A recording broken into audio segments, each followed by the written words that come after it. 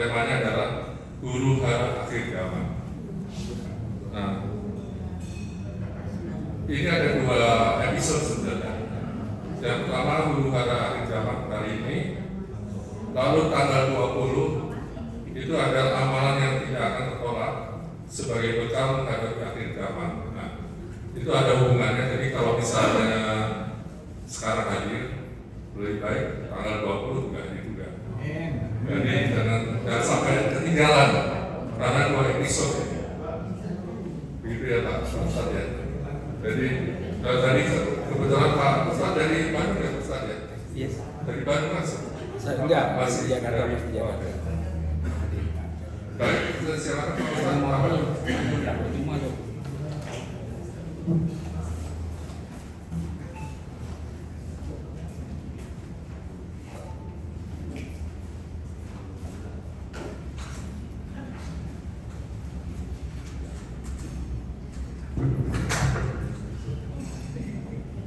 Bismillahirrahmanirrahim. Assalamualaikum warahmatullahi wabarakatuh. Alhamdulillah, alhamdulillah mu'izzi aziza kullu azizin ya'tazu ya aziz man ihtaza bi wa huwa dalilun ala Allah qawiyyun aziz. Salatu wassalamu ala sayyidina Muhammadin al-Islam wa ala alihi wa ashabihi الذي نعتز بعزة الله أما بعد. اللهم لا سهل إلا ما جعلته سهلا وأنت تجعل الحزن إذا شئت سهلا. اللهم إنا نسألك حبك وحب من حبك وحب عمل يقربنا إلى حبك برحمتك يا أرحم الراحمين. آمين آمين يا رب العالمين. وقال الله تعالى في كتابه الكريم: أعوذ بالله من الشيطان الرجيم. بسم الله الرحمن الرحيم. يا أيها الناس اتقوا ربكم الذي خلقكم من نفس واحدة وخلق منها زوجها وبث منهما رجالا كثيرا ونساء واتقوا الله الذي تساءلون به والأرحام إن الله كان عليكم رقيبا. فإن أصدق الحديث كتاب الله وخير الهدي هدي محمد صلى الله عليه وسلم وشر الأمور محدثاتها وكل محدثة بدعة وكل بدعة ضلالة وكل ضلالة في النار. صدق الله العظيم وصدق رسوله الكريم. Alhamdulillahirabbil alamin. Mudah-mudahan majelis kita pada pagi hari ini selalu disertai dengan rahmat dan berkah dari Allah Subhanahu wa taala. Amin ya rabbal alamin. Sehat semua ya Anda Bunda? Alhamdulillah, masya Allah. Alhamdulillah, ini pertemuan kedua kali kita, insya Allah. Bagi yang sudah pernah ketemu, yang waktu itu belum hadir di rumah Pak Presiden kita, Pak Prabowo. Beliau ini sebetulnya sama rumah orang tua kami tetanggaan Pak. Yang di sini tadi Mas Raya Pak. Iya, dan dekat sekali. Tapi kalau Allah tadi muter-muter jadinya nggak dekat jadinya. Insya Allah. Dan alhamdulillah yang namanya rezeki dari Allah itu luar biasa. Karena pada saat kami mau ke rumah ibu kami almarhumah, lewat sini naik di flyover ini lihat ke kiri, wih, Simpang Raya Grande baru buka itu. Ya baru buka. Ternyata kesampaian hari ini langsung sama disampaikan di sini. Saya bilang masya Allah. Allah itu kalau sudah ingin memberikan yang namanya rezeki itu, kita nggak perlu memikirkan saja Allah berikan. Kita nggak minta Allah kasih, Allah kasih. Maka ada satu konsep di dalam agama kita, asyukru suyudun ni'mah, asyukru suyudun ni'mah, suyudun ni'mah, suyudun ni'mah. Rasa syukur itu akan mengikat nikmat yang sudah Allah berikan kepada kita. Jadi nikmat sehat yang sekarang kita dapatkan ini, maka pada saat kita syukuri setiap hari, nikmat sehat itu tidak akan diambil oleh Allah. Namun kemudian apa? Nikmat atau rasa syukur yang kita dawamkan, yang kita panjatkan kepada Allah, itu malah akan memancing nikmat-nikmat lain yang belum dihadirkan kepada kita. Ini dia. Maka bersyukurlah kita karena di usia kita sekarang Allah masih memberikan kesehatan, Allah masih memberikan izin agar kita semua dapat mendengar kalam-kalam Allah dibacakan, disampaikan, hadis-hadis Nabi juga disampaikan kepada kita. Karena usikum wa nafsika Allah. Sekarang ini life of this life, suka atau tidak suka, kita sudah masuk di pusaran akhir zaman, di mana di akhir zaman ini hadis-hadis Nabi itu sudah hampir terbukti semua. Saya katakan hampir terbukti. Karena apa? Karena belum semuanya kita hadapi, belum semuanya. Salah satu contoh adalah disampaikan dalam banyak sekali hadis-hadis yang sahih bahwa tanda-tanda kiamat itu ada sekitar 130-an. Tanda-tanda kiamat besar maupun tanda-tanda kiamat kecil. Dan sekarang alhamdulillah yang belum terlihat itu masih ada 10 lagi. Alhamdulillah. Masih 10 lagi. Betul. Ya, yaitu tanda-tanda kiamat besar saja. Karena tanda-tanda kiamat kecilnya sudah terlihat semua. Pemimpin yang tidak adil, yang zalim, terus kemudian apa lagi? Banyaknya biduan-biduan wanita, ya, sudah banyak sekarang. Terus apa lagi? Mudahnya barang-barang haram didapatkan saat ini, mudah sekali kita mendapatkan barang-barang haram. Kemudian apa lagi? Banyaknya wanita-wanita yang melahirkan majikan-majikannya, itu juga sudah banyak. Dan ini menarik nih. Ini apa maksudnya ini? Kan begitu ya. Ini kalau kita artikan, misalnya seandainya dengan akal saja, pasti kita akan mengatakan wanita-wanita melahirkan majikan-majikannya, ibu-ibu yang melahirkan majikan-majikannya. Itu anak-anak sekarang kalau sama ibunya, itu adabnya jauh sekali. Wah, kalau saya ingat saya zaman saya dulu berani ngomong gitu sama ibu saya, habis saja. Mana ayah saya polisi lagi, ya jadi kopal gitu ya. Jarang ngomong, saya jarang ngobrol sama ayah saya. Tapi ketemu kopalnya sering. Ngobrol sama sepatunya kadang-kadang juga gitu. Ya subhanallah. Ada bekasnya? Ada bekasnya? Ada bekasnya kan? Kalau sekarang ada bekasnya sedikit aja udah Komnas Anak. Wah subhanallah. Itu mereka ini. Dulu kita enggak macam-macam begitu. Pak, kayak begitu kan? Kalau sekarang nggak bisa. Walaupun memang Nabi tidak mengajarkan seperti itu. Namun terkadang yang namanya kedisiplinan itu penting. Karena kita lihat sekarang, subhanallah, beberapa hari yang lalu saya dikasih lihat video sama istri saya. Ada wanita yang sudah mungkin kita umur 60 tahunan lah, itu dipukulin, entah sama anaknya, entah sama cucunya. Dipukulin, betul-betul dipukul, wajahnya pakai tangan ditendang, dan itu bukan di dalam rumah, di halaman. Sehingga yang memvideokan itu orang luar, bukan orang di rumahnya. Subhanallah. Bayangin, itu tetangganya pada kemana? Bahkan yang memvideokan itu, ya kita harus mungkin wanita kan, sehingga tidak bisa bantu. Kalau laki-laki kan, itu hanya videoin begini, bantu enggak di videoin, di viralin. Nah dia ngapain? Inilah kita lihat yang namanya degradasi moral pun sudah luar biasa. Dan bahkan disampaikan oleh Nabi bahwa nanti di akhir zaman ini yang namanya punten, orang berzina itu udah gak malu-malu lagi. Dan yang paling sopan di antara mereka itu berzinanya di balik tembok, tapi kepalanya masih terlihat. Subhanallah. Dan kita lihat lagi-lagi sosial media, udah ada yang model-model begini. Nah inilah akhir zaman. Dan juga salah satu contoh yang nyata, banyaknya ruwaibithah. Apa ruwaibithah? Ruwaibithah itu adalah orang-orang yang awam, orang-orang yang bodoh, yang mana mereka berani mengeluarkan fatwa-fatwa. Fatwa-fatwa ini sudah sesat, menyesatkan lagi. Ini bahaya sekali. Dan sekarang kalau kita lihat di TikTok, Instagram, ya, di sosial media, orang pengen jadi ustaz gampang banget. Yang penting asal pakai kopiah atau nggak sorban, gitu ya, tampang agak karap-karapan dikit mungkin, atau paling nggak kelihatan kayak orang baik lah, kira-kira begitu. Ya, dan baca salamnya lepas. Assalamualaikum warahmatullahi wabarakatuh. Wah ini ustaz kayaknya. Assalamualaikum Saat itu kemudian dia menyampaikan ayat-ayat, membedah yang namanya ayat-ayat. Subhanallah, followernya banyak.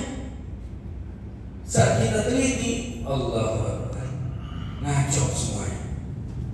Dia katakan ada surat di Al-Quran Al-Qari'ah.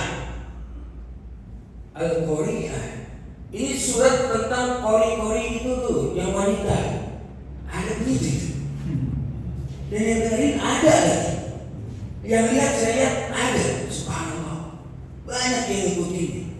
Sejak kapan surat Al-Qari'ah jadi Al-Qari'ah? Dia baca Quran aja nggak bisa. Tapi kemudian mencoba untuk mentafsirkannya. Alhamdulillah, itu pasti bahasa Arabnya nggak benar, ngaco pastinya. Orang bacanya dia nggak bisa. Gimana kemudian dia bisa menafsirkannya?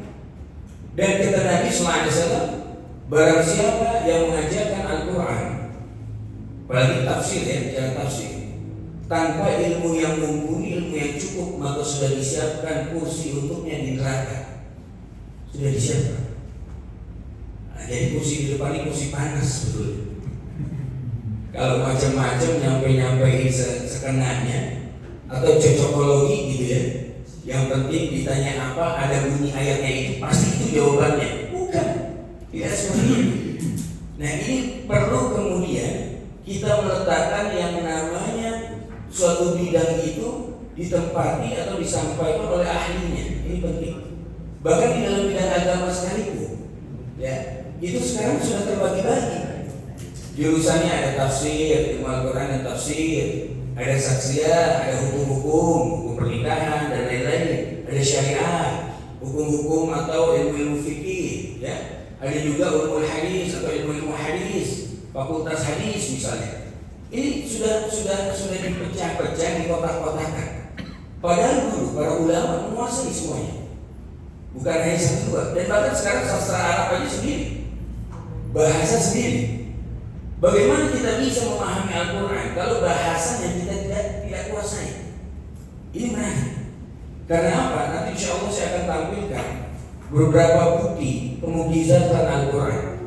Saya ingat seorang guru kami, Syekh Hussein. Beliau ini doktor dari Al-Azhar, Mesir. Beliau katakan bahwa apa? Al-Quran ayatnya itu jangan kalian terima-terima aja. Jangan kalian telan mentah-mentah. Kalian harus challenge ayat itu. Ayatnya perlu di-challenge. Kenapa? Agar kemudian ayat itu akan menunjukkan kemujizatannya. Ayat itu akan menunjukkan izahnya. Tapi perlu paham. Kalau nggak paham, repot. Contoh misalnya, saya ambil satu ayat. Ayat muda yang ada Qurannya silahkan dibuka di aplikasi. Ayat misalnya surat Al-Baqarah misalnya, di depan di ayat 155 misalnya. Walanabluwannakum bisyai'in minal khawf wal ju'i wa naqsin minal amwal wal anfus was samarat wa basyyiris sabirin. Kita fokus di ayat itu dulu bisa. Ya. Walanabluwannakum bisyai'in minal khawf. Dan kami akan uji. Betul ya? Allah katakan dan kami akan uji. Maka hidup itu gak mungkin gak ada ujian. Dan kalau kita mempertanyakan kepada Allah, kenapa kok kami diuji? Ini berarti gak baca Quran. Karena Allah tidak menjanjikan kehidupan orang beriman itu tanpa ujian, tidak. Bahkan penuh dengan ujian. Karena ujian bagi kita manusia itu adalah bahasa cintanya Allah terhadap kita. Ini yang perlu kita pahami. Karena kalau kita gagal paham secara bahasa, itu bahaya sekali. Termasuk kita tidak memahami apa yang maksud Allah dari semua ini. Maka kemudian kita difahamkan. Al-Quran itu turun di Mekah Madinah, di tengah-tengah orang Arab yang fasih berbahasa Arab. Kenapa kemudian diperlukan satu orang yang memang orang Arab asli untuk menyampaikan Al-Quran, memahamkan Al-Quran kepada orang Arab yang tinggal di Arab dan berbahasa Arab dari dulunya. Dan bahkan Masya Allah, kalau kita umroh haji itu ya, kita ke Mekah, Madinah, itu budak. Anak-anak kecil umur 6 tahun aja itu bahasa Arabnya jago-jago itu bisa. Iya, betul, karena memang orang anak asli ya. Apalagi yang 40 tahun, apalagi yang 60 tahun. Sama di Indonesia juga anak muda pasti kosakata bahasa Indonesia-nya jauh lebih banyak daripada anak-anak atau orang-orang yang jauh lebih muda. Mereka memang memahami bahasa sekarang, misalnya. Entah bahasa generasi apa sekarang, dia strawberry katanya. Dia apa? Apa itu? Ya. Tapi kan ada bahasa-bahasa kita zaman dulu. Kalau kita bilang zaman Kiplik dulu, mereka nggak tahu Kiplik apa sih. Mereka nggak tahu. Tapi orang yang sudah lebih lama hidupnya, maka mereka lebih paham. Kosakatanya lebih banyak. Lah kenapa ini ada seorang yang berbangsa Arab, Nabi Muhammad SAW, saat itu usianya baru 40 tahun. Jika dibandingkan dengan orang-orang Arab lainnya yang usianya jauh lebih tua, lebih banyak. Tapi kenapa beliau yang kemudian ditunjuk oleh Allah dan diberikan pemahaman untuk menyampaikan isi Al-Quran yang berbahasa Arab kepada orang Arab? Karena ternyata bahasa Quran itu bukan bahasa Arab biasa, bukan. Memang fusha ini di sekarang itu di Arab sebetulnya juga dipakai hanya di sekolahan saja. Kalau yang sekolah dia akan berbahasa fusha, tapi yang tidak sekolah karena nggak paham bahasa fusha. Mereka bahasanya amiyah, bahasa pasar aja istilahnya, bahasa gaul, bahasa jalanan, street language. Yang teman-teman kita dari pesantren pada saat kita menimba ilmu di sana, pertama kali berangkat ke sana itu langsung gelap kita. Loh, kok bahasa Arabnya beda sama di pesantren? Ini challenging banget, challenging. Sehingga insya Allah dalam Al-Quran ada statement, apabila kalian tidak memahami dengan bahasa Quran ini, ada kalimat yang tidak dipahami, maka tanyalah kepada orang Arab Badui. Orang Arab Badui itu Arab asli yang bahasa fushanya terjaga dengan baik. Dan pernah Sayyidina Umar bertanya terhadap satu kalimat atau satu kata yang dia nggak paham. Beliau nggak paham. Apalagi kita. Jadi nggak usah malu pada saat mungkin kita belum bisa berbahasa Arab atau bahasa Arab kita juga masih terbatas karena ini kan bukan mata language kita. Nah, tapi perlu kita pelajari karena apa? Untuk memahami Allah itu perlu paham bahasa yang dipergunakan. Allah memilih bahasa Arab itu nggak sembarangan. Karena dari berbagai macam bahasa yang qadarullah kami pelajari. Saya pikir tadinya bahasa Mandarin udah paling susah. Karena bahasa Mandarin itu bukan hanya feminin maskulin, tapi dia ada nada dan tulisannya berbeda, hanse ya, tulisan kanji ya. Dan nada itu ada 4 lagi, naik turun, datar. Ini dia.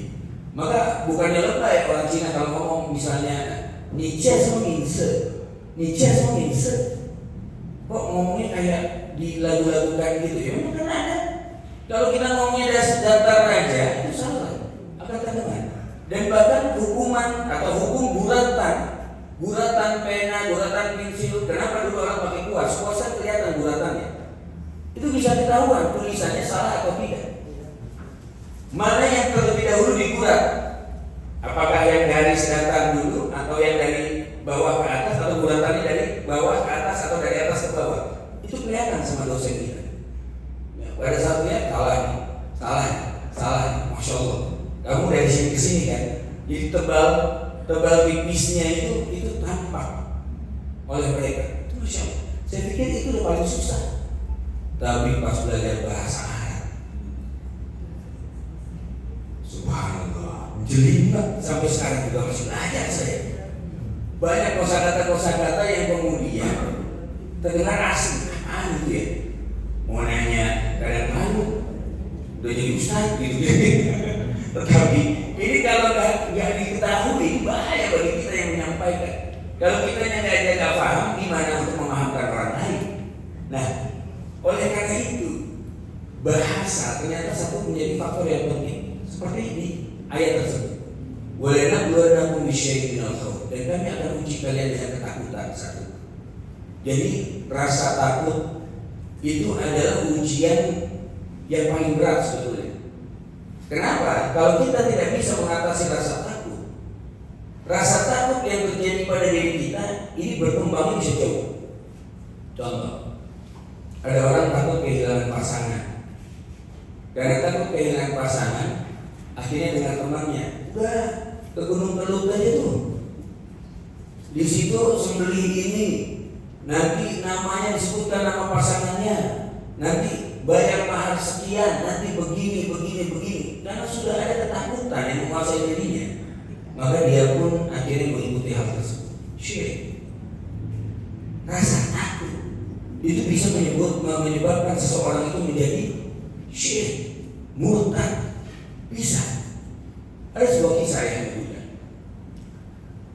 Ada tiga orang kakak beradik yang kemudian mempunyai adik satu wanita, jadi berempat mereka. Tiga kakak beradik laki-laki ini, mereka ingin pergi berdagang karena untuk mencari nafkah mereka perlu berdagang. Mereka berpikir, kalau adik wanitanya ditinggalkan sendirian, ini nanti siapa yang akan mengurusi semua kebutuhannya satu? Karena wanita ditinggal sendirian duduk di sana itu nggak bisa bebas seperti kita sih. Jadi mudah-mudah mah bisa ke mall, bisa kemana, ke pasar, jalan sendirian aman. Di sana enggak. Dan adatnya ketat sekali. Sehingga diperlukan seseorang untuk menjaganya. Tapi siapa yang bisa diberikan amanah itu? Akhirnya tiga kakak beradik ini berpikir dan memutuskan bahwa ada satu orang yang soleh di tempat itu, yang dituakan, yang soleh, ya anggaplah ustaz di tempat itu, kira-kira kiai di tempat itu. Dititipkanlah adiknya ke sana, maksudnya bukan adiknya dibawa ke sana, dititipkan adiknya kepada kiai itu untuk diopeni, kira-kira begitu. Awalnya kiai itu menolak, enggak, kan adiknya wanita, saya bagaimana nanti? Gak apa-apa kiai, hanya minta tolong aja, nanti setiap jam makan dikasih makanan di depan pintunya. Dan lihat kalau kira-kira nanti dia mengatakan dia sakit, tolong nanti mungkin istri antum atau bagaimana untuk merawatnya, kira-kira begitu. Nah, oh begitu, berarti tidak ada interaksi ya? Tidak ada ya? Oh baik, kalau begitu saya mau. Dan itu berjalan. Tiga-tiga yang berangkat, ya, akhirnya kemudian orang alim ini, ya, ulama ini mengatakan makanan. Beberapa waktu berjalan. Yang namanya berdagang zaman dahulu bisa 3 bulan, 4 bulan, 5 bulan, tergantung dari kota yang dituju kan. Nah, di tengah perjalanan waktu tersebut, setan kemudian bisik-bisik kepada kiai. Cara bisik-bisiknya begini, Bulan, kamu nggak tahu kan dia itu sakit apa enggak? Orang nggak pernah dengar suaranya aja enggak? Dengar dulu lah, tanya paling enggak suaranya. Gak usah lihat orangnya, cukup dari luar katakan, kamu sehat? Begitu. Itu dibisik-bisikkan seperti itu. Akhirnya merasa bertanggung jawab. Beliau berpikir, iya juga ya. Iya juga, kalau sakit dia nggak enak mau ngomong nanti bagaimana? Akhirnya di hari itu datanglah bawa makanan, nggak seperti biasanya, diketok pintunya. Assalamualaikum, maaf, hanya ingin dengar suaranya, sakit atau tidak, itu aja, nggak perlu keluar. Dari dalam mendengar, dan karena kalimatnya adalah untuk mendengar suaranya sakit atau tidak, maka kemudian beliau jawab, Waalaikumsalam, saya sehat alhamdulillah. Oh baik, alhamdulillah kalau begitu. Ulang. Hari-hari begitu. Ya namanya suara ini terngiang-ngiang terus. Akhirnya kena bisik-bisik lagi. Itu kalau dia bohong bagaimana? Tetap gak enak loh. Coba lihat wajahnya, siapa tahu pucat, siapa tahu dia sakit, siapa tahu begini. Iya juga katanya. Akhirnya diketoklah pintunya dan kemudian berkata, maaf, saya boleh gak lihat wajahnya? Karena saya khawatir nanti kamu gak enak, ternyata sakit atau gak ngerasa sakit padahal kelihatan sakit. Karena masuk akal, akhirnya dibukalah pintu itu dan tampak wajahnya, badannya, perhatikan. Oh sehat kelihatannya. Iya sih, nggak merasa apa-apa. Oh iya baik. Akhirnya wajahnya pun terbayang-bayang. Qadarullah, wajah sang ulama yang terlihat soleh, bersinar, terbayang-bayang pun. Akhirnya perlahan demi perlahan menjadi kebiasaan melihat wajah dan pun terjadilah berzina. Sampai akhirnya wanita tersebut hamil. Nah ulama ini dalam keadaan ketakutan karena beliau di kampung sana, di tempat sana ada yang terpandang. Ini gimana ini nanti? Sebentar lagi kakak adiknya akan pulang dan kalau tahu dia hamil oleh saya bahaya ini. Akhirnya lagi-lagi iblis memberikan solusi. Bunuh aja, kuburkan di tengah padang pasir dan katakan dia sakit, wafat karena sakit. Sudah, daripada kamu nanti ini ketakutannya, rasa yang dibisik-bisikkan di kepala. Sebetulnya yang berisik itu kan di dalam kepala kita, bukan di luar. Yang berisik kan di sini nih sebetulnya. Kalau kita, kepala kita bisa bersuara berisik sekali, banyak sekali kita pikirkan. Bahkan dalam diam kita ini, kita berpikir sebetulnya. Kadang mau terbayang kemana, terbayang peristiwa apa, sedang apa, nanti mau kemana, ini selesai jam berapa, berisik sebetulnya kepala kita. Ya, berisik sekali. Nah, karena ketakutan akan marwah, akhirnya dibunuhlah wanita itu. Termasuk bayi yang ada di dalam kandungannya. Alhamdulillah.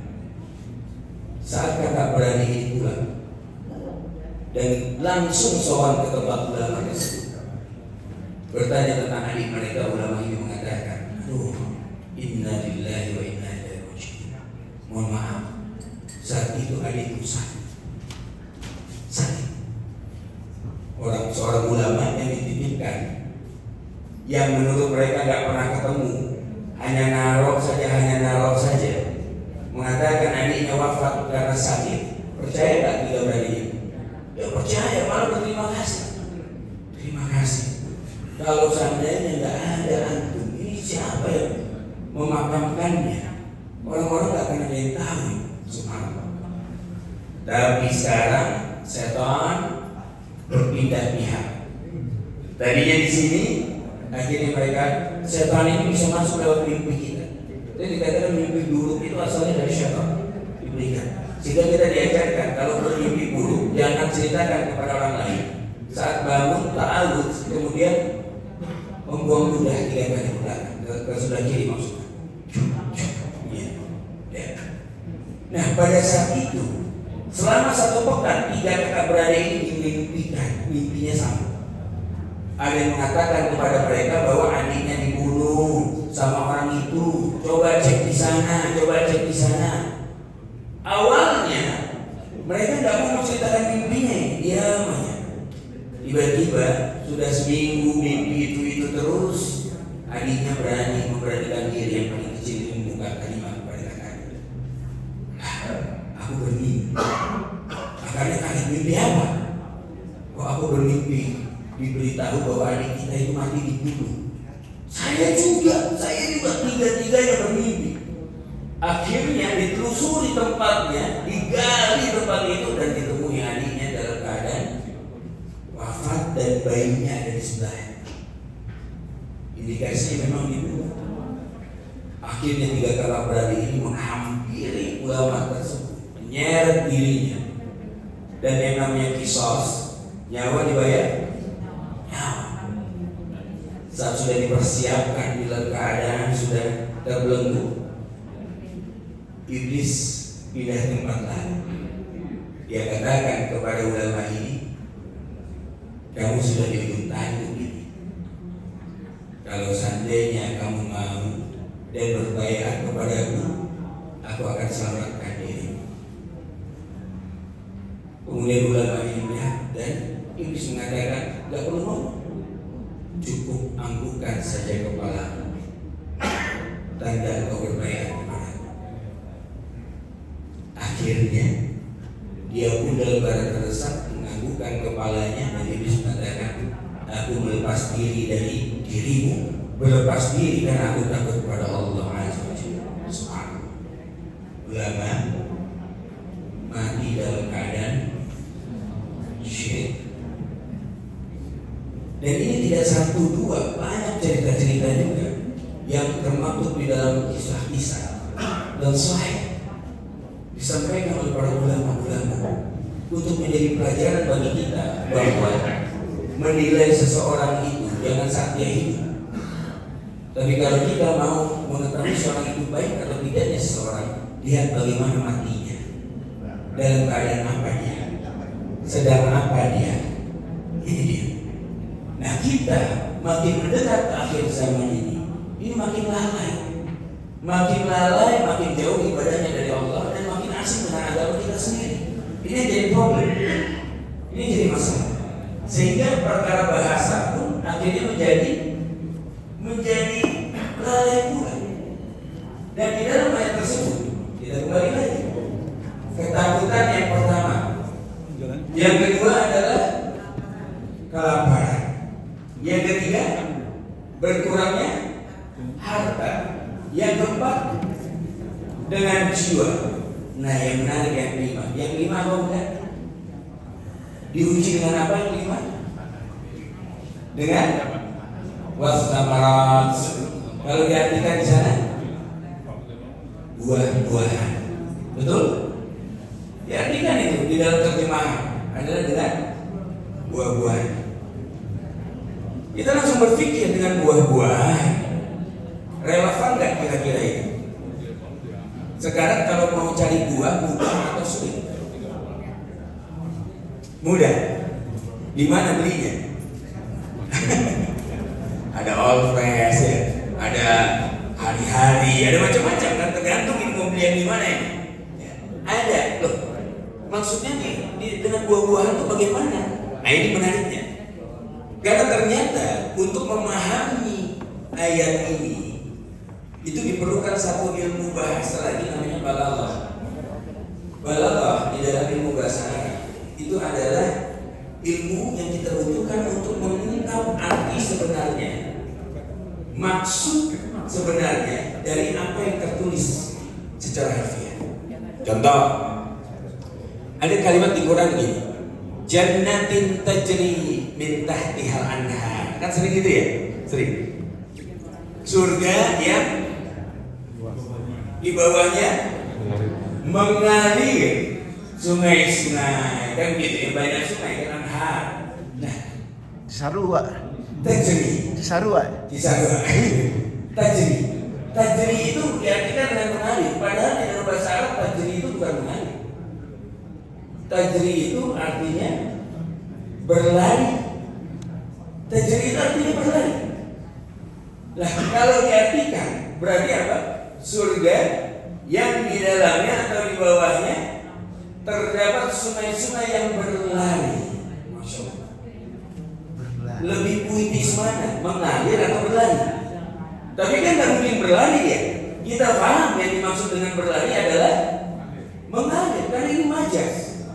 Bahasa Quran itu adalah bahasa sastra yang perlu ilmu-ilmu lain untuk mengungkap arti sebenarnya juga. Nah, ini yang disampaikan oleh Dr. Zakir Naik. Al-Quran is the book of science, not the book of science. Bedain antara buku sains sama apa? Sama Al-Quran. Padahal di dalamnya Al-Quran mengandung yang namanya apa? Ilmu pengetahuan. Contoh.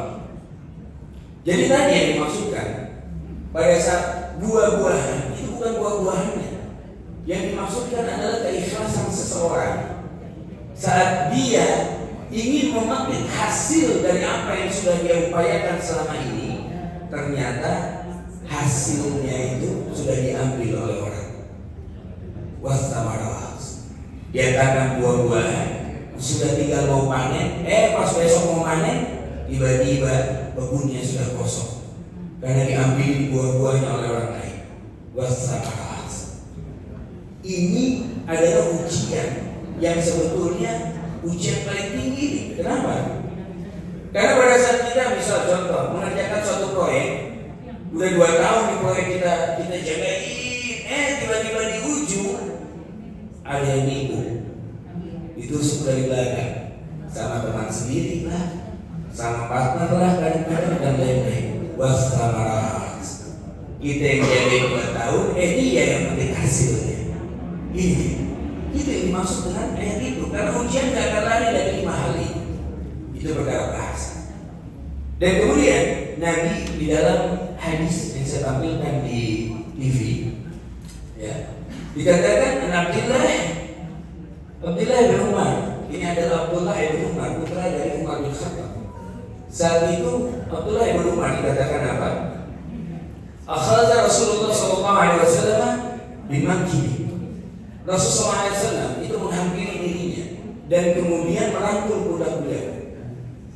Jadi Abdullah bin Umar itu merangkul pundaknya dan kemudian Rasulullah berkata, "Aqala kun fid dunya ka'annaka gharib aw 'amil sabil wa udnasaka min ahli kubur." Rasulullah memberikan nasihat kepada Ibnu Umar, jadilah engkau di dunia itu bagaikan orang-orang yang asing saja. Jangan terlalu akrab sama dunia, apalagi mencintainya secara berlebihan. Karena apa? Karena kalau sudah yang namanya mencintai dunia, hubud dunia, ini pasti dia akan takut akan kematian. Padahal mati itu adalah syarat utama untuk bisa masuk surganya nanti. Gak ada orang lagi tidur, bangun tidur tiba-tiba di surga. Enggak. Perlu melewati namanya sakaratul maut, ya, mengalami kematian. Karena apa? Karena memang secara sunatullah itulah yang akan kita jalani dan semua manusia akan menjalani hal itu. Walaupun para nabi dan rasul. Dan yang menariknya lagi, ternyata dari penciptaan bumi dan jagat raya ini terdapat yang namanya rahasia-rahasia yang Allah sampaikan. Kita lihat biasanya di dalam Quran, Allah seringkali bermain-main dengan angka-angka. Tauhid ada angka 1 misalnya, kemudian kita ketahui zikir 33, pasti langsung ke sana ingatnya. Kalau saya sampaikan 99, langsung ingatnya ke Asmaul Husna. Kalau 19 ingatnya kemana? 19 nomor rumah saya juga ya. 19 itu jumlah malaikat penjaga neraka Safar. Sampai disebutkan angkanya 19. Itu sempat ditanya oleh sahabat, ada apa Allah bermain dengan angka ini? Maksudnya untuk apa? Agar bagi orang-orang beriman mereka lebih yakin, dan bagi orang-orang yang kafir mereka akan jauh lebih tersesat. Mereka akan mengolok-olok itu. Apa 19 dari mana ini? Karang-karang aja. Kan begitu ya? Nanti kita buktikan. Tapi tidak perlu masuk di dalamnya. Masuk dulu di dalam biar bisa ngitung malaikatnya berapa. Tidak perlu.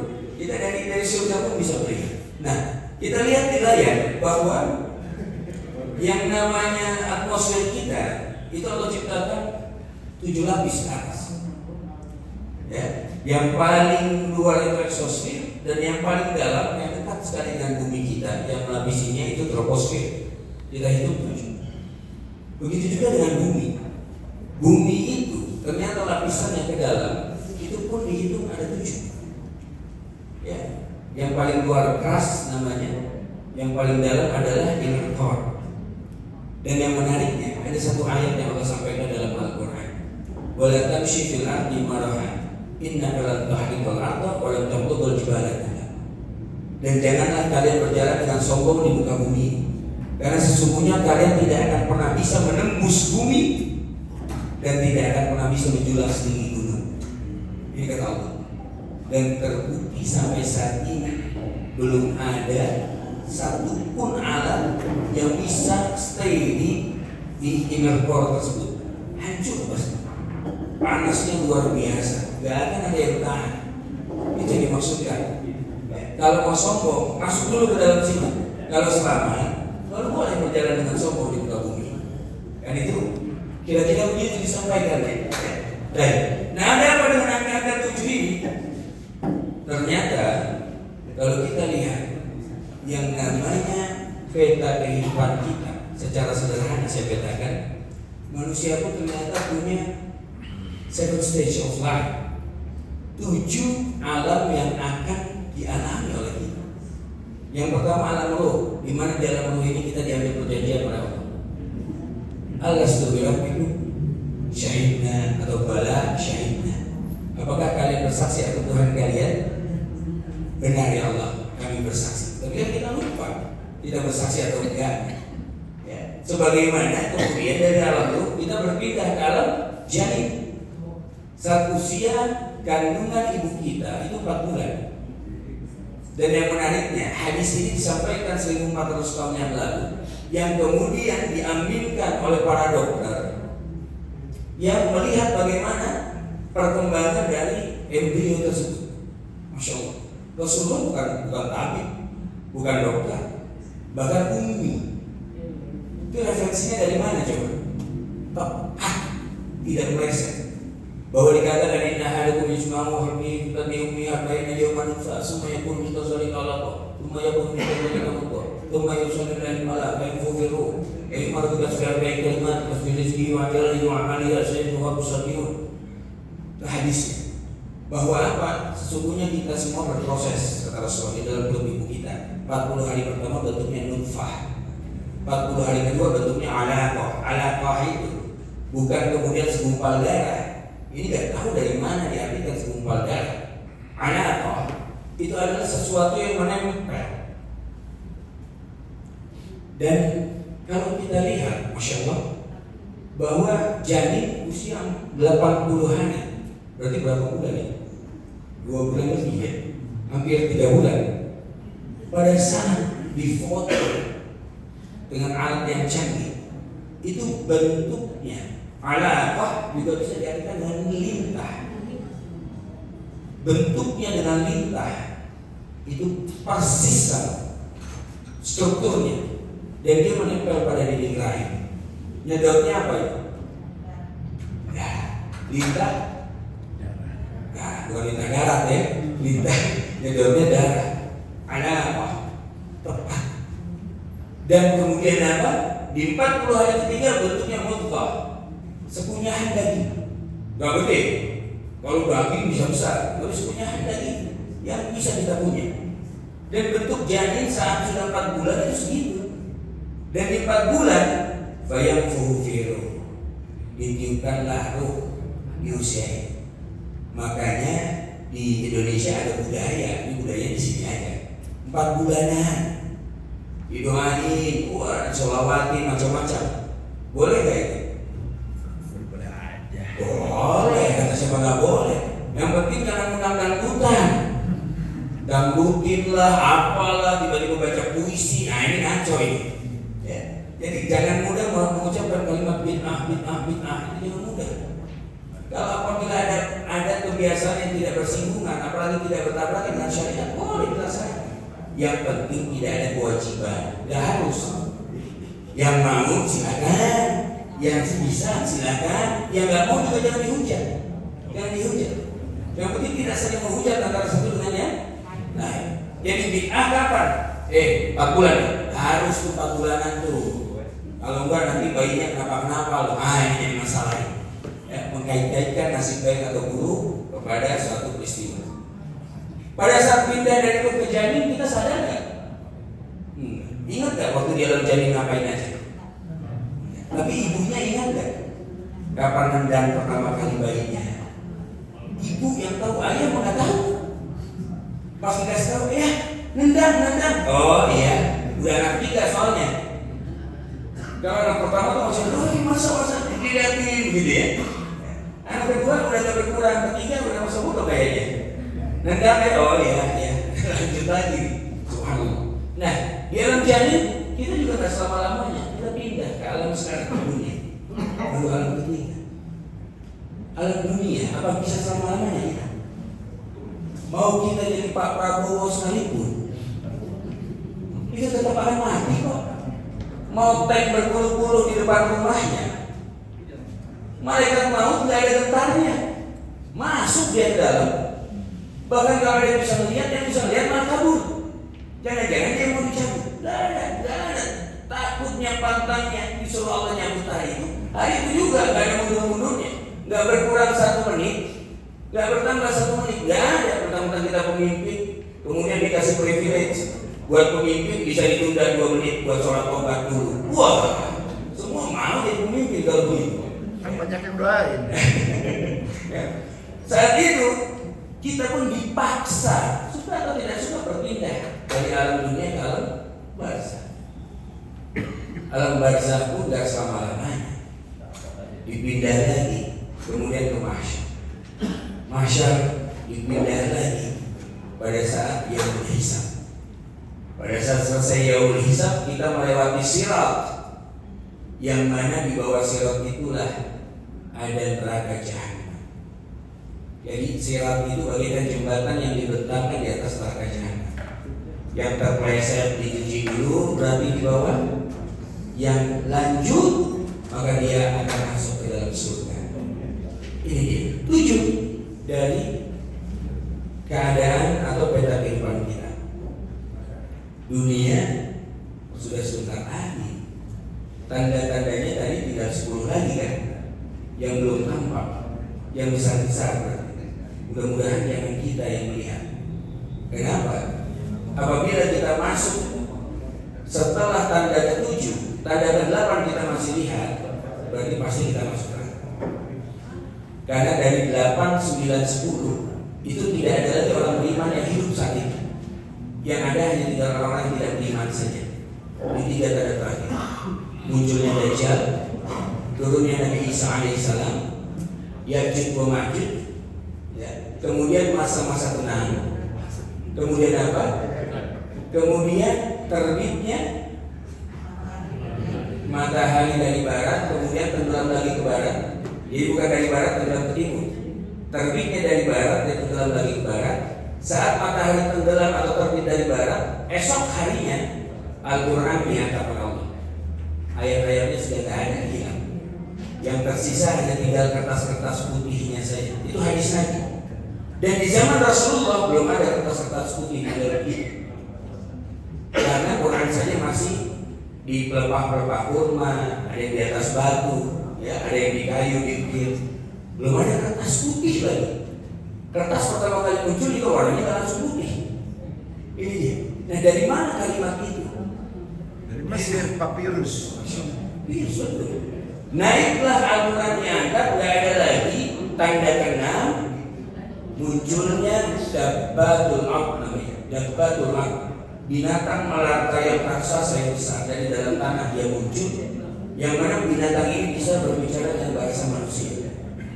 Semua manusia ditemuinya yang beriman itu akan disentuh dengan cincin Nabi Sulaiman, putih bersih wajah. Dan yang tidak beriman akan disentuh dengan tongkatnya Nabi Musa alaihissalam, maka hitam legam wajahnya. Jadi mudah nanti mana yang beriman, mana yang tidak kelihatan, udah kelihatan. Dan tidak ada perangnya. Dan yang kafir mengetahui, wahai orang-orang mukmin nih, minum nih, ini ada makanan nih, seperti ini. Nah, tanda yang ke-7, bertiupnya atau berhembusnya angin lembut dari arah timur. Angin ini pada saat bertiup, berhembus, pada saat mengenai dari dirinya orang-orang mukmin, maka ketika itu wafat. Jadi orang-orang yang beriman akan wafat di tanda ke-7. Semuanya. Yang tersisa orang-orang yang tidak beriman. Tanda ke-8, dibenamkannya bumi bagian timur. Tanda ke-9, dibenamkan bumi bagian barat. Yang tersisa hanya bumi yang di tengah-tengah, yaitu Syam. Yang sekarang payudara itu kan. Apa saja? Jordan, Syria, Yaman,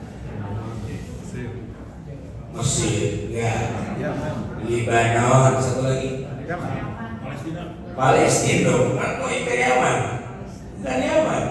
4, Palestina, Jordan, Lebanon, Syria, itulah Syam.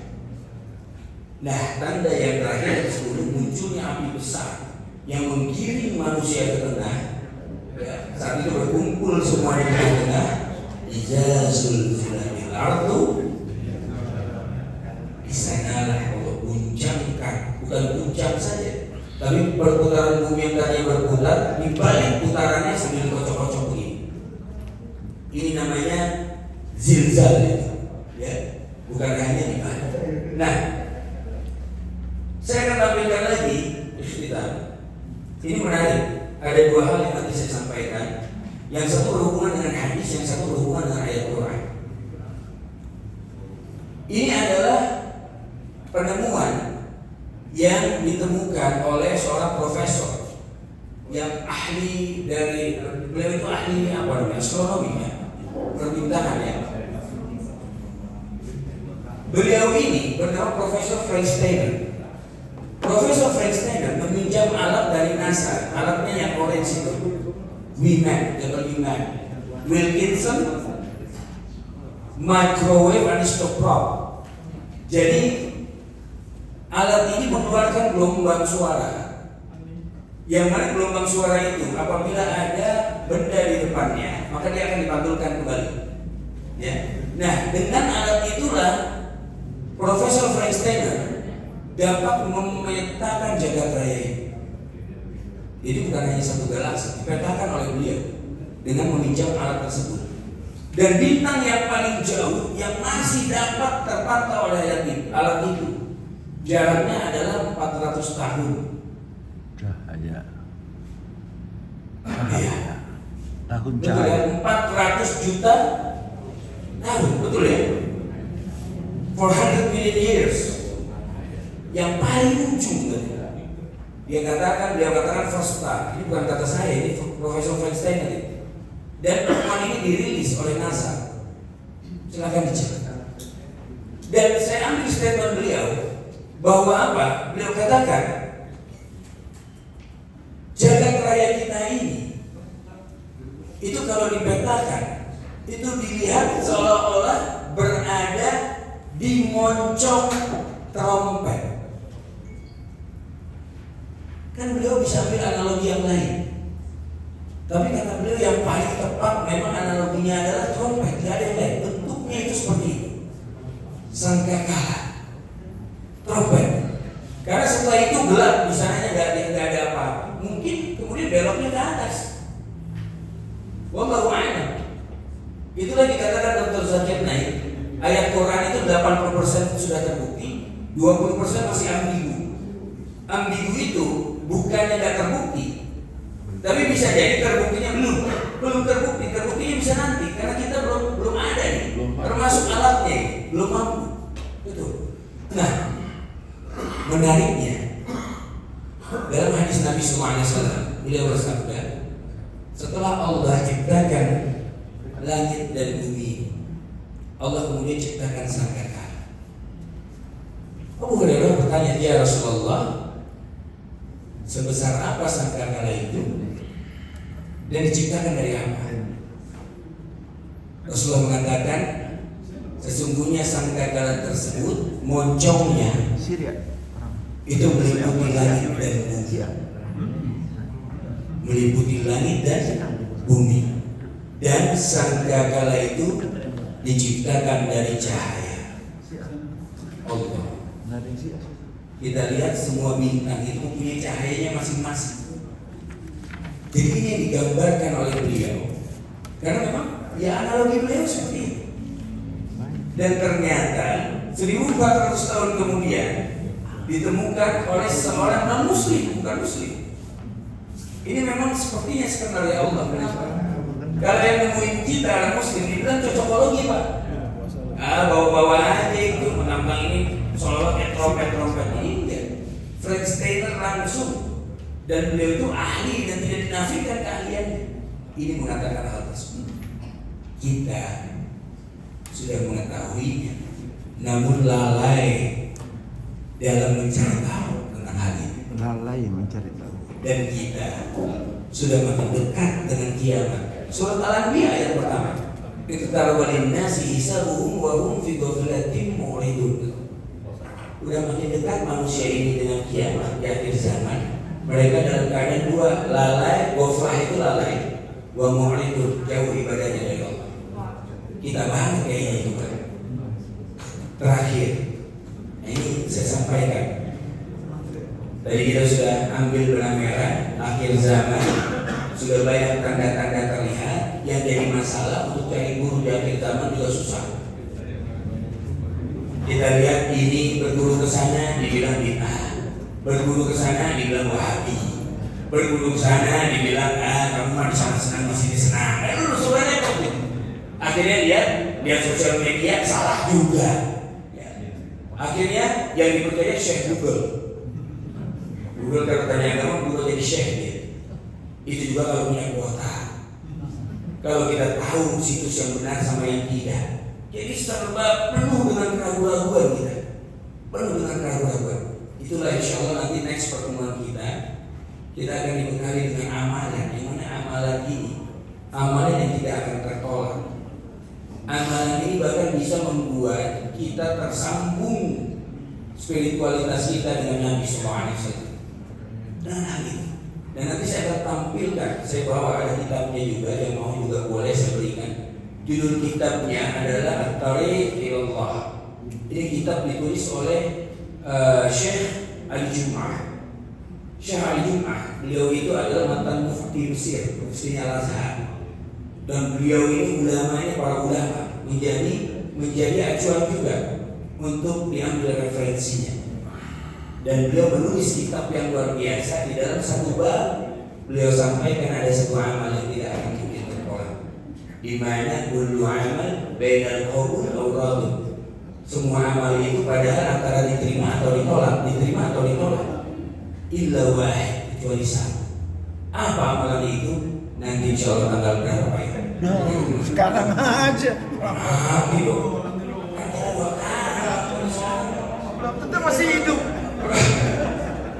Kalau saya mati, belum dikasih tahu yang dosa Ustaz itu. Qadarullah namanya.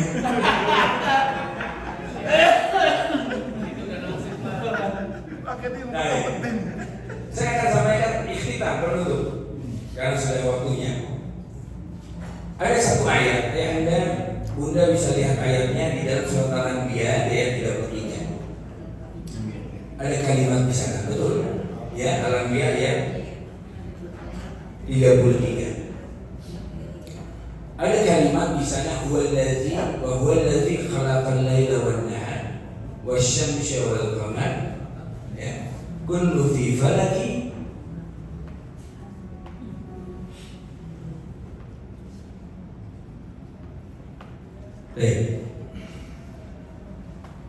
ada kalimat kullu fi falaki yasbahu. Betul ya? Saya khawatir nanti salah ayatnya, betul kan? Baik. Kullu fi falaki, apa diartikan di sana? Masing-masing beredar pada garis edarnya. Betul ya?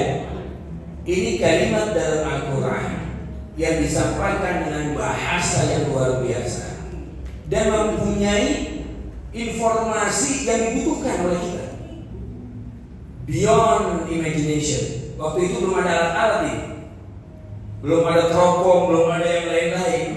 Allah sudah katakan. Dan bahkan dalam kalimat ini bukan hanya informasi ilmu pengetahuan itu, ada ilmu bahasa juga yang diselipkan, yang mana di dalam ilmu bahasa pun ini merupakan ilmu tingkat tinggi. Kalau ada Bunda pernah dengar kalimat atau istilah palindrom? Pernah dengar belum? Palindrom. Sentris Kopernikus lawannya ini. Yes. Palindrom itu adalah satu kata atau kalimat yang mana dibaca dari depan ke belakang, dari belakang ke depan bacanya sama. Huruf-hurufnya sama. Contoh, bahasa Indonesia ada palindrom, ada malam. M-A-L-A-M. Betul ya? Malam. Baca dari belakang ke depan malam juga. Apalagi? Tamat, betul Pak. Tamat dibaca, oh ya tamat, betul. Makam, betul. Makam, itu palindrom namanya. Itu satu kata. Coba dua kata. Dua kata. Malam-malam. Betul, malam-malam. Betul. Malam-malam. Oh, itu malam. Terus ngapain malam-malam itu? nggak ada informasi yang krusial di sana. Kasur rusak, betul ya? Rusak. Tuh, dari depan ke belakang, dari belakang ke depan, sama ya hurufnya. Dibaca sama, kasur rusak. Baik. Apalagi? Udah mulai susah kan kita berpikir kan? Apalagi? Itu baru 2 kata. Yang mana 2 kata pun kasur rusak, ya terus kenapa kasur rusak? Apa pentingnya? Dibandingkan informasi yang ada dalam Quran. Nah, perhatikan di kalimat huruf falaki. Sama.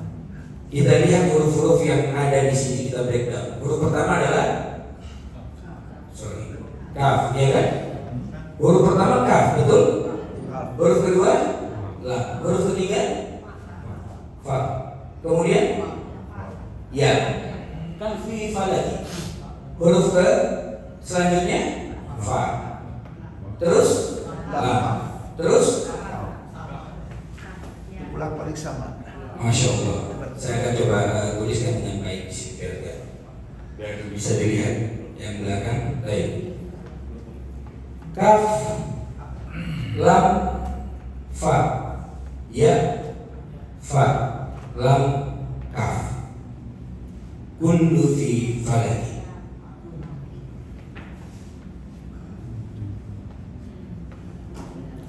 Ini kalau kita kemudian seperti ini kan, ini kayak apa ya?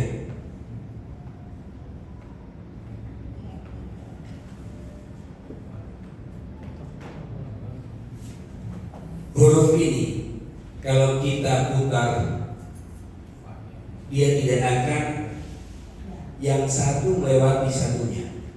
Karena di dalam surat Yasin disampaikan juga kalimat yang sama, kullu fi falaki.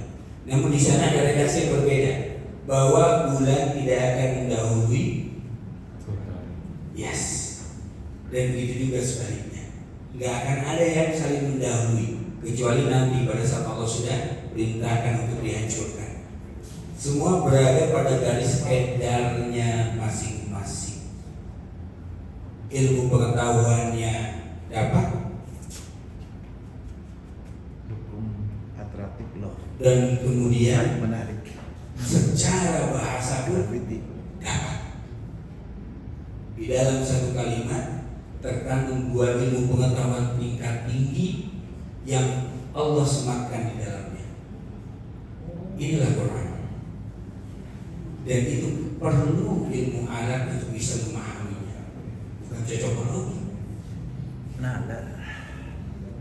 Dan ini mudah-mudahan bisa membuka pikiran kita, wake up call bagi kita. Jangan pernah merasa nggak sekolah, telat, ketemunya sekarang. Tidak ada kata terlambat. Pahami Quran, jangan cuma kejar hatam, tapi kejar paham. Yang Allah inginkan kita paham, bukan kejar hatamnya. Karena berbeda antara orang berilmu dengan tidak berilmu. Itu perbedaannya 70 derajat. Jarak 1 derajat dengan derajat yang lain adalah 500 tahun perjalanan. Ini yang kita kejar. Mudah-mudahan pertemuan kita di hari ini pun menjadi ikhtiar kita, dan Allah akan anggap dihitung menjadi ikhtiar kita dalam rangka untuk mencari ilmu dan mendekatkan diri kita kepada Allah Azza wa Jalla. Bukan untuk berdebat, bukan untuk siapa yang paling pandai, siapa yang paling paham. Tidak. Agama itu gak ada kalah menang. Gak ada yang namanya mana yang paling pandai atau tidak. Tapi yang beruntung adalah mereka yang bisa mengambil hikmah dan makin mendekatkan diri kepada Allah Azza wa Jalla. Mudah-mudahan apa yang disampaikan bermanfaat. Mohon maaf apabila ada kata-kata yang kurang berkenan. Mohon dibukakan pintu maaf yang sebesar-besarnya. Jazakumullahu khair ala husni istimaikum. Lakum minni wa du'a. Assalamualaikum warahmatullahi wabarakatuh. Ustaz tanya dikit Ustaz. Tadi waktu proses dari kehidupan sampai mati sampai akhir balik itu, kok nggak ada alam kubur? Ada alam barzah. Alam barzah itu alam kubur. Namanya barzah. pengertiannya seperti alam kubur yang tolong dijelaskan mengenai alam kubur tadi. Apakah udah ada siksa apa segala macam di alam kubur? Baik. Masya Allah. Belum dibuka sesinya udah nanya dulu. Waktu pertemuan awal juga ini sama beliau ini saya tunggu ya Pak. Mudah-mudahan ada di datang. Datang. Biar seru. Tapi Masya Allah, bagaimana situasi alam barzakh? Itu sebetulnya ada Pak, di dalam kajian kami juga ya, di kajian kehidupan setelah kematian lewat tadi ya. Jadi alam barzakh itu mengambil satu hadis dari hadis Bara bin Azib, dan hadis itu sahih, disampaikan bahwa Rasulullah SAW itu setiap habis sholat, beliau itu selalu kemudian habis sholat balik ke belakang menghadap para sahabat, selesai membaca zikir dan lain-lain. Kemudian Rasulullah biasanya bertanya kepada para sahabat, apakah ada di antara kalian yang bermimpi semalam? Para sahabat biasanya, ada ya Rasulullah, aku ya Rasulullah, aku ya Rasulullah. Kemudian disampaikan mimpinya ditakwil oleh Nabi SAW.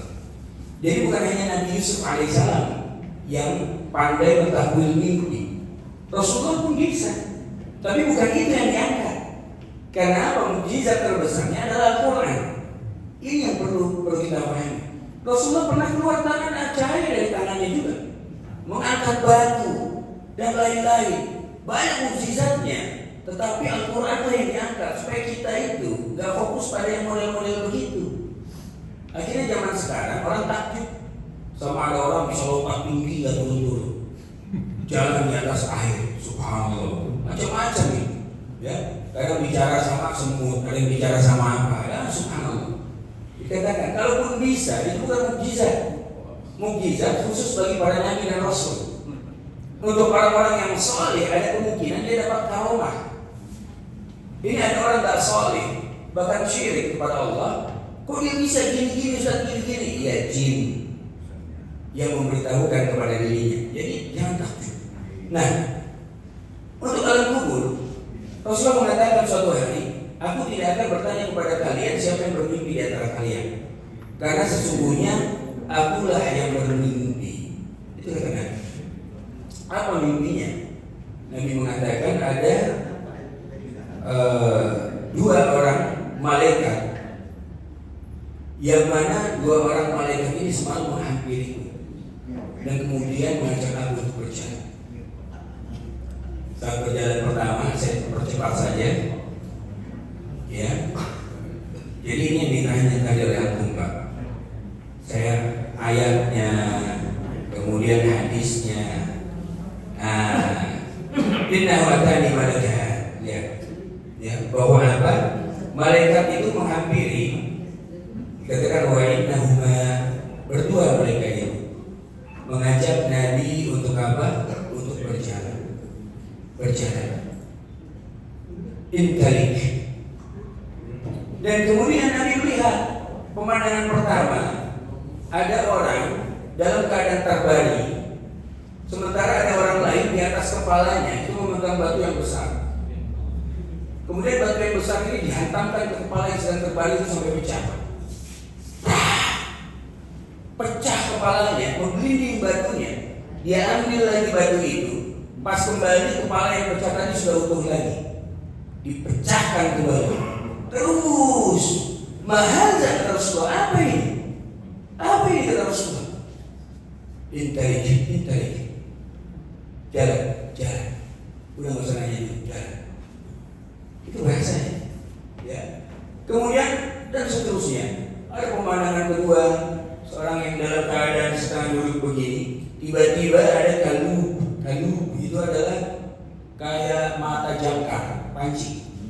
Itu tak mengait bibirnya dirobek sampai ke belakang.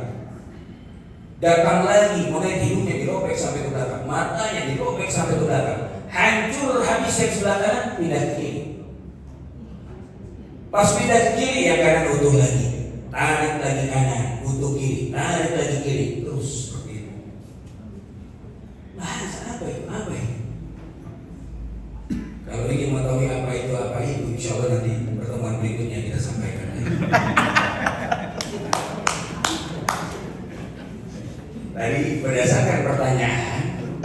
bagaimana situasi alam barzah? Apakah ada siksaan? Ada.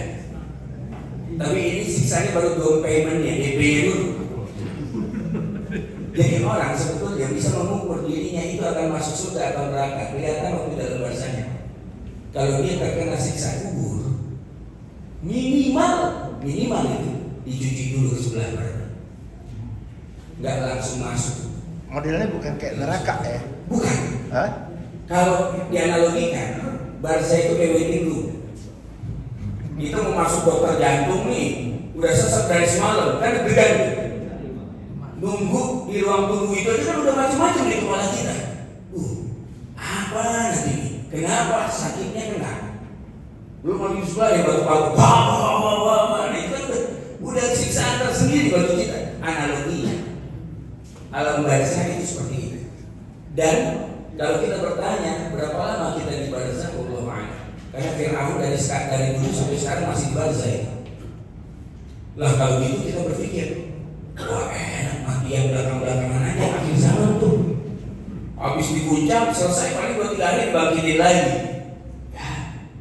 Waktu itu absolut seperti itu atau waktu itu adalah konsep? Relatif Konsep. Masya Allah. Jurusan ini beliau ini konsep katanya. Karena apa? Kita sama Saudi aja beda 4 jam.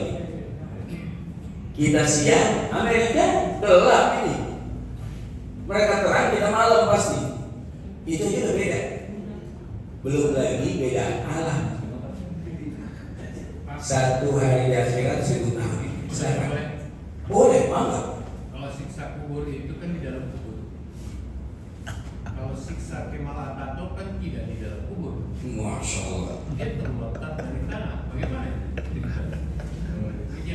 Baik, Masya Allah. Ini luar biasa.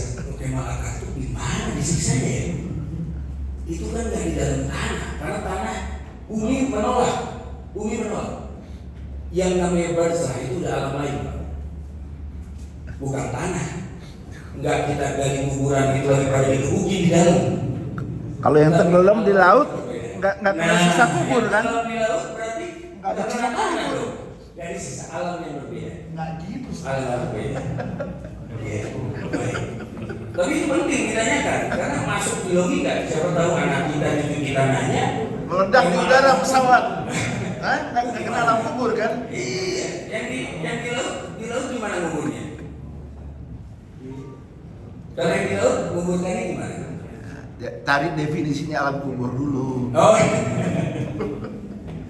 ya definisi alam barzah itu adalah alam setelah dunia, yang mana dia sudah tidak ada hubungannya. Dia itu sudah tidak di dunia, tapi belum masuk dalam kaidah akhirat.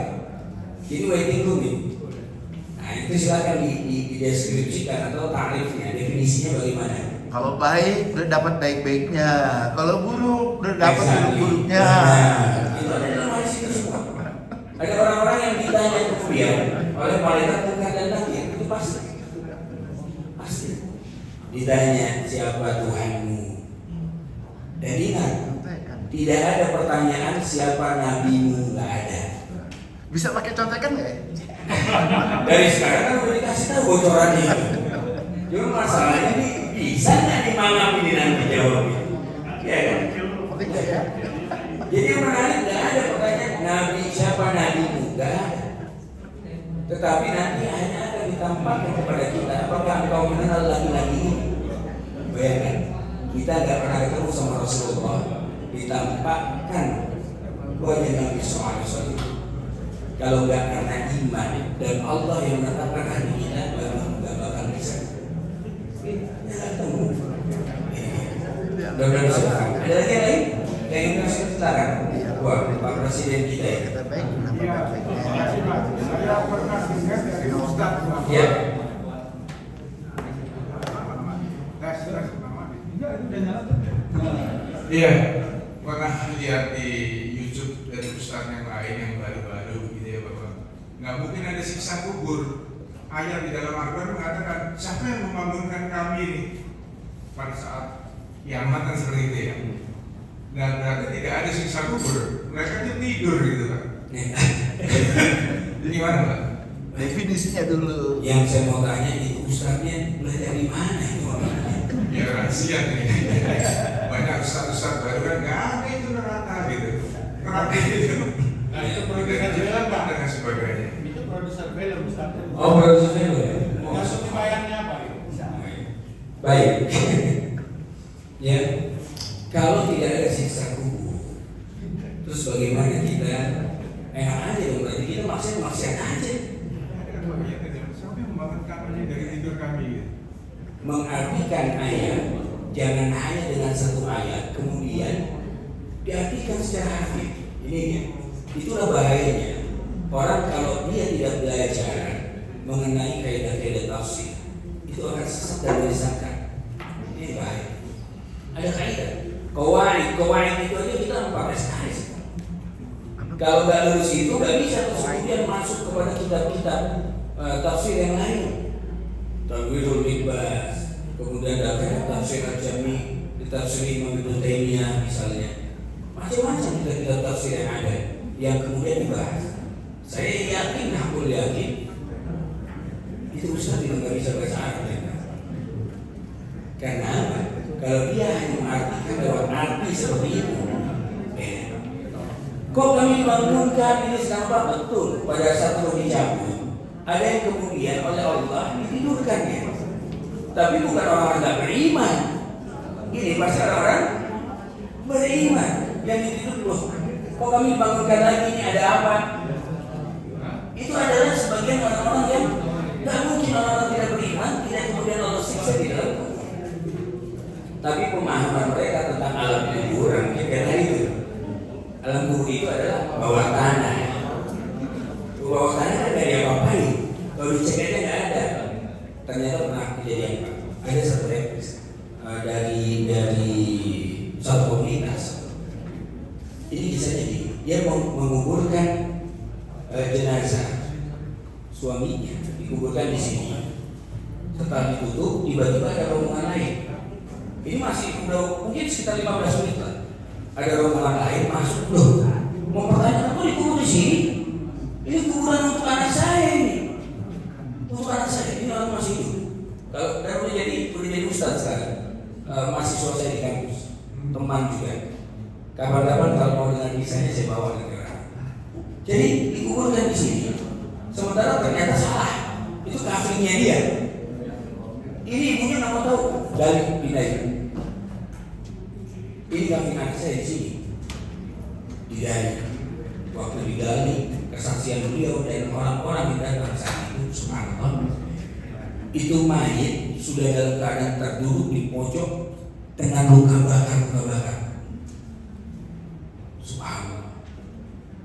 Itu kalau dia tidak melihat sendiri dengan mata kepalanya, dia bilang saya juga sulit untuk percaya. Tapi saya melihat Ustaz. Dan ini semua viral di saya. Ternyata mahasiswa saya sendiri kejadian sudah umur juga orangnya. Nah beliau melihat kenapa ini orangnya, kenapa dia sampai berbakar gitu. Nanti kalau mengundang saya undang orangnya ke sini. Nakut-nakutin aja nih. Ya.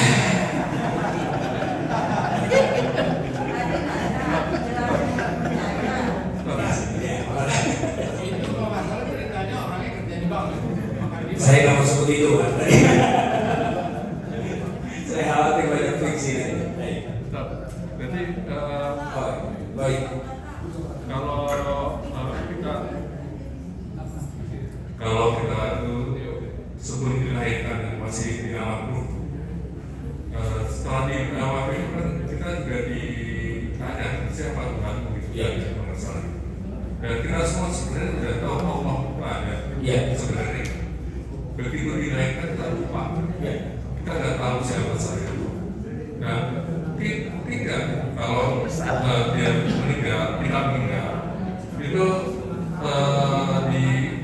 di azab katakanlah atau di siksa di dalam kubur, saat dibangunkan kita juga lupa. Kan bisa begitu ya, kemungkinan begitu ya. Betul. Itu betul sekali. Jadi yang sekarang pakai contekan itu udah siap ingat-ingat, yang diingat hanya itu saja. Nanti pada saat dia dibangkitkan, dia pun akan lupa peristiwanya. Oh, saya pikir pertanyaannya lain. Tiba-tiba pertanyaannya beda. Betul, saya keren. Jadi sekalian. Itu master ya. Ahli kubur. Ahli kubur.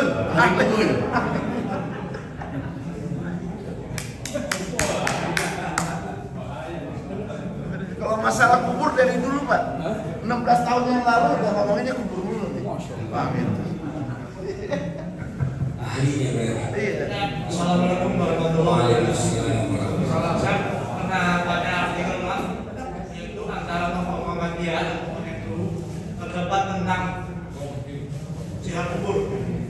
Jadi dari tokoh Muhammadiyah Profesor Ismail Al-Marhum mengatakan jihad kubur tidak ada, rujukan ayatnya nggak ada. Masalah seperti itu nggak ada ayatnya, rujukannya. Kedua, itu hanya metode dakwah untuk orang-orang Islam yang pemahamannya belum pintar gitu Pak ya. Ya suka takutin. Maaf, saya juga waktu kecil takut betul waktu saya kubur. Begitu diajar bisa kubur saya waktu sholat Pak. Sekarang ya, udah berani saya Pak. percaya itu nggak ada Pak. Kalau bisa jangan deh. Yang kedua saya tanya tentang perang merah-merah di mana saya kaum Syiah itu menyerang Yahudi Israel ya. Nah, jadi kalau saya lihat sekarang itu Pak, kayaknya orang dari Rasul ini penakut semua. Justru Syiah yang berani menyerang Yahudi Israel. Nah, saya tanya Pak, apakah Israel itu akan hancur atau diserang atau yang menang gitu? Terima kasih. Assalamualaikum warahmatullahi wabarakatuh. Waalaikumsalam warahmatullahi wabarakatuh. Baik. Susah. Perlu difahami ya bahwa di dalam ilmu tafsir itu ada ayat menafsirkan ayat satu. Yang kedua ada ayat ditafsirkan dengan hadis. Kedua. Jadi tidak bisa dipisahkan antara Al-Quran dan hadis dan sunnah, itu nggak bisa. Karena kalau dipisahkan, saya mau tanya Pak, kalau dikatakan nggak ada siksa kubur, karena tidak ada ayatnya dalam Al-Quran. Saya mau tanya, antum sholat bagaimana? Gak ada ayatnya. Sholat itu ngangkat tangan takbir, letakkan di sini, baca ini, enggak. Beritanya sholat aja. Hadis. Mudah sebetulnya untuk kemudian dipatahkan argumen model begitu. Karena itu permainan semantik aja. Itu praktek ilmu mantik lah antara dua orang tokoh kayaknya. Ya kita usul-usul saja. Bagi teman-teman yang belajar paham maksudnya kemana. Bahwa itu nggak ada, jangan kita takutin dengan model begitu. Setuju. Setujunya apa? Karena Allah yang perlu diangkat adalah sisi rahman dan rahim, bukan sisi yang agak-agaknya. Nah, tapi agak itu sudah terjadi belum? Sudah terjadi belum? Belum. Baru ancaman kan? Ancaman terhadap yang masih nekat mau gitu. Nanti rasain. Kalau nggak mau ya jangan. Bagaimana kita ancam anak kita? Dia macam-macam ya. Nanti ayah cubit. Kan belum kejadian. Apakah anak kita langsung mengatakan, wah azab langsung nih? Kan belum diapa-apain. Nah, di dalam Quran pendekatan ada 3.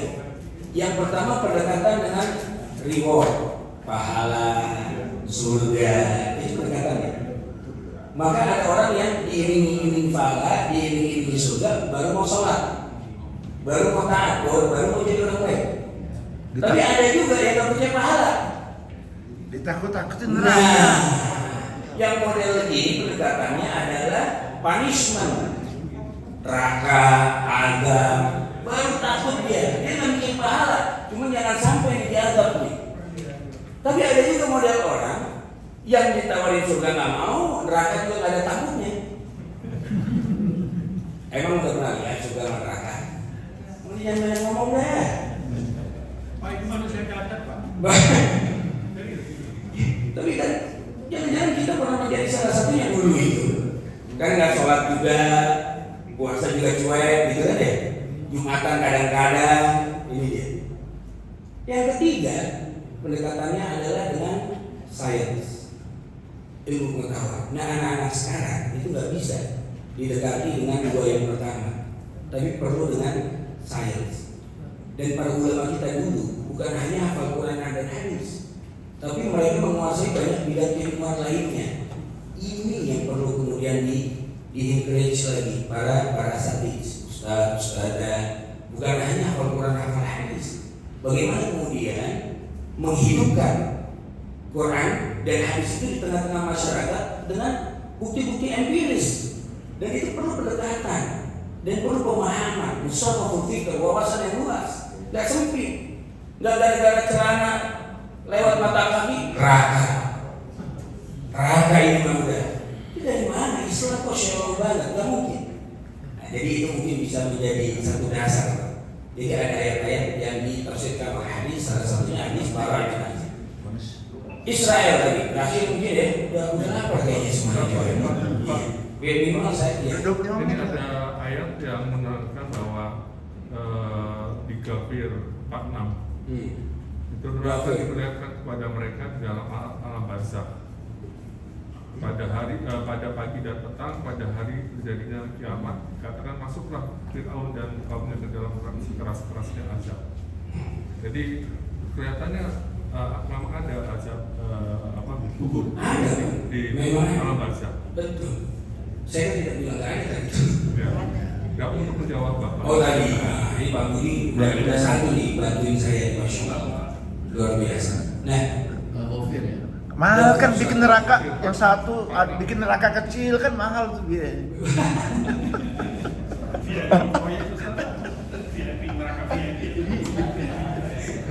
Kosnya tinggi tuh.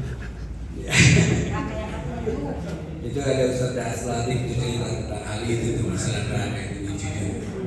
Itu nanti aja ceritanya. Masih menjawab Bapak terakhir tadi. Yang terakhir Israel. Israel itu nanti di mana? Itu akan kalah atau enggak itu? Kalau Israel sudah kalah, berarti siap-siap. Ini bukan. Jangan menjadi mukmin yang munafik. Munafik itu bagaimana?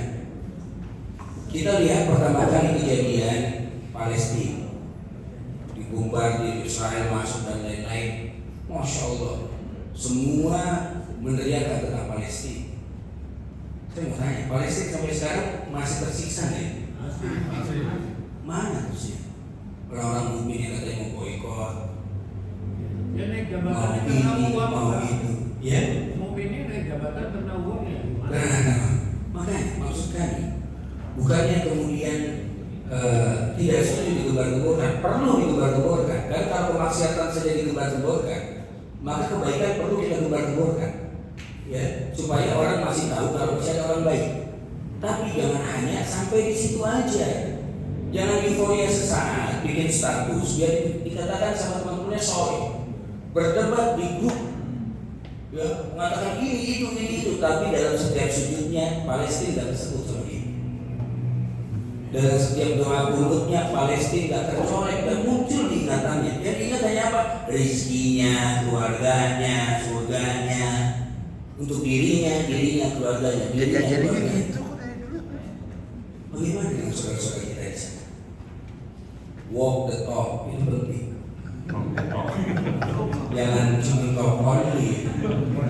Ya kan, NATO aja ngomong tapi kemudian tidak dilakukan. Jangan sampai kita di tengah keramaian ini menjadi orang-orang atau menjadi wali-wali Allah, tapi nanti sampai di rumah jadi wali-wali setan lagi. Pak, istri kejam loh Pak. Tadi Bapak bilang kan, godaan perempuan. Betul. Itu cuma istri doang gitu. Bapak takut sama istri berarti? Takut sama istrinya? Tidak takut sama nomor 2 Pak. Takut sama nomor 2? Oh, berarti Bapak musyrik Pak? Harusnya takut sama Allah Pak? Cuman gak nekat. Orang nekat. Beda ya, orang takut sama orang nekat kan beda. Kalau nambah lagi itu nekat namanya. Apalagi usia-usia segini, mau ngapain lagi Pak? Udahlah satu aja cukup. Kan nambah istri janda yang ditinggal mati suaminya. Benar. Apalagi di Turki Pak. Itu Itu banyak yang minta-minta, itu orang dari Suriah. Itu kan kita cakep. Teman saya bilang, cakep banget. Kata teman kita orang Turki, ibunya lebih cakep di sana. Kak, Istrinya aja. Bapak yang mau berani bawa, Tuhan. Nggak berani di sini, Pak. Nggak berani di sini, Pak. Bikin pos di sana, Pak. Hal berani. Kayaknya paham banget nih. Kayaknya paham banget. Pengalaman, Pak. Pengalaman itu udah harus berhasil. Baik. Saya mau nanya lagi. Berarti Israel bakal kalah sebelum kiamat. Ya. Lama. Lama. Lamanya itu hitungan mana? Kalau kita pakai hitungan waktu akhirat sebentar. Karena setelah nanti Palestina dikuasai, itu akan dikuasai. Maka Israel itu akan berperang dengan yang lain-lain, dengan kroni-kroninya, dan gak tanggung-tanggung. Dihadapkan yang namanya apa? Yang namanya alat-alat perang itu lagi. Itu saking dahsyatnya. Mereka katakan sekarang itu saatnya kita menghancurkan penduduk langit. Subhanallah. Inilah kenapa Allah itu ghadab maghdub, bahasanya di dalam surat Al-Fatihah itu. Ghairil maghdub, ghadab, murka Allah itu. Sama apa? Sama orang-orang Yahudi. Dikasih otak yang lebih dari yang lain-lain, tapi dipergunakan. Yahudi sama Zionis lebih jahat mana?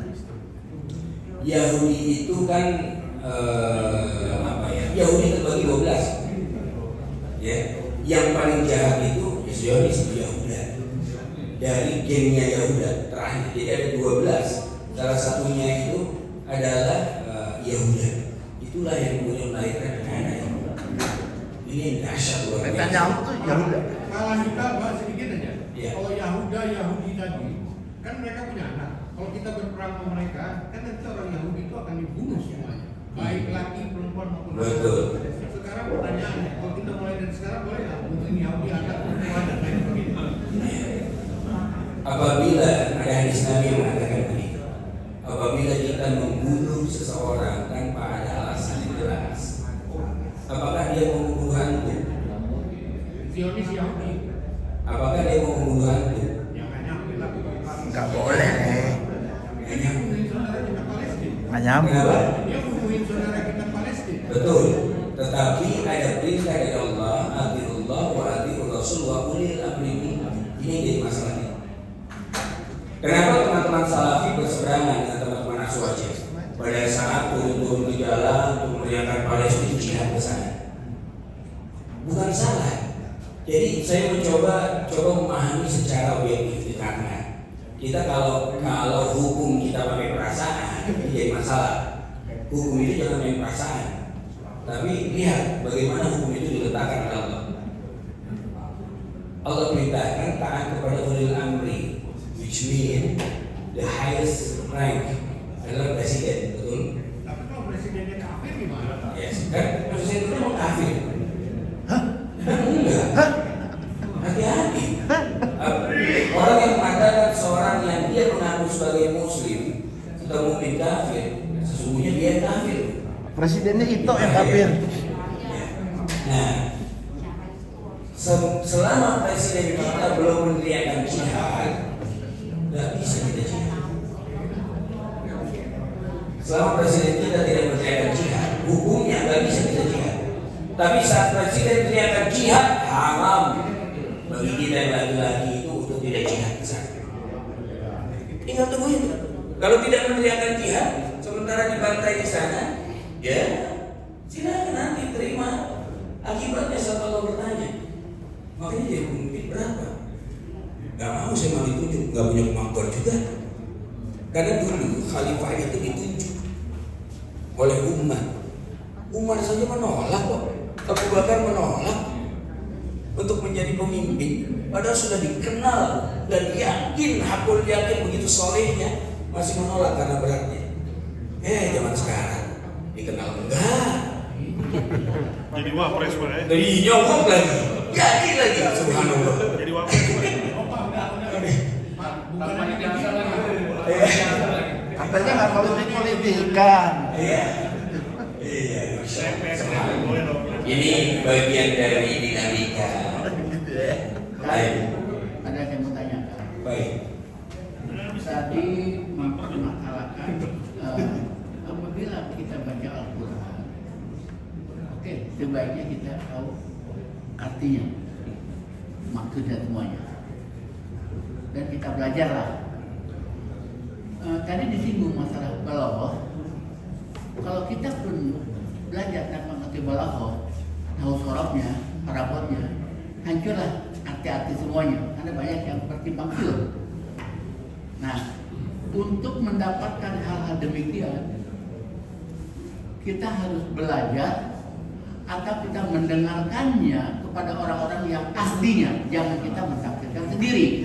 Kita baca Quran kita itu bahaya. Betul. Karena satu dengan yang lain ada yang Seperti kontradiksi. Nah, itulah. Tadi harusnya lebih jelaskan oleh Ustaz. Takut orang pada main baca-baca itu aja.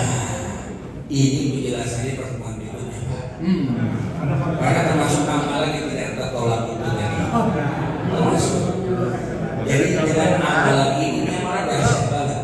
Kalau yang mau datang, ya kan? Datang reunian ini, ngumpul-ngumpulnya bermanfaat ini. Karena ini amalan dahsyat banget. Udah mengganggu kita tolak, walaupun yang mengerjakan orang-orang yang fajir, orang-orang yang bolak-balik maksiat, bolak-balik, hatta kata beliau, orang habis maksiat itu mengerjakan amalan ini Allah tetap terima. Yang ada tanya, inilah pentingnya kita belajar. Dan boleh dari guru, dan belajar harus dengan guru. Man la saykha lahu fa saykhu syaitan. Ingat nih. Barang siapa yang belajar ilmu agama ini, belajar Quran, hadis, tafsir, tidak pakai guru, maka yang jadi guru dia adalah setan. Pasti. Ini yang perlu kita pahami. Besok kita bahas.